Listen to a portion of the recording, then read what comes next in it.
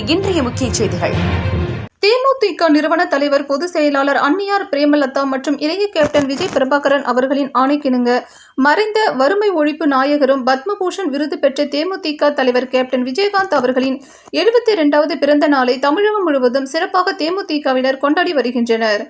இதன் ஒரு பகுதியாக விருதுநகர் அருகே உள்ள சூளக்கரையில் உள்ள அரசு காது கேளாதோர் பள்ளியில் பயிலும் 100க்கும் மேற்பட்ட மாணவர்களுக்கு இனாம் காசி ரெட்டியாப்பட்டி தேமுதிக சார்பில் எக்ஸ் ஒன்றிய செயலாளர் MP பாண்டியராஜன் ஏற்பாட்டில் மதிய உணவு அன்னதானம் வழங்கப்பட்டது. இந்நிகழ்ச்சியில் விருதுநகர் மேற்கு மாவட்ட துணை செயலாளர் ஜே புவனேஸ்வரி, விருதுநகர் மேற்கு ஒன்றிய செயலாளர் ராஜ், விருதுநகர் செயலாளர் MS ஏங்கல்ஸ், விருதுநகர் வடக்கு ஒன்றிய செயலாளர் S சேகர், விருதுநகர் வடக்கு ஒன்றிய பொருளாளர் ஜே வெற்றிவேல், விருதுநகர் வடக்கு ஒன்றிய துணை செயலாளர் S மணிகண்டன், விருதுநகர் மேற்கு ஒன்றிய துணை செயலாளர் S சரவணன், விருதுநகர் மேற்கு ஒன்றிய பொருளாளர் R கணேசன், இனாம் ரெட்டியாப்பட்டி கிளை செயலாளர் K ராம்குமார், நாகராஜ், ராமர், லட்சுமணன், ரவி, மாரிசாமி, S கணேசன், சிவகுமார், தனராஜ், வீர குடும்பப்பட்டி கிளை செயலாளர் பாண்டி, செவல்பட்டி கிளை செயலாளர் ராமச்சந்திரன் மற்றும் கிளை கழக நிர்வாகிகள் கலந்து கொண்டனர்.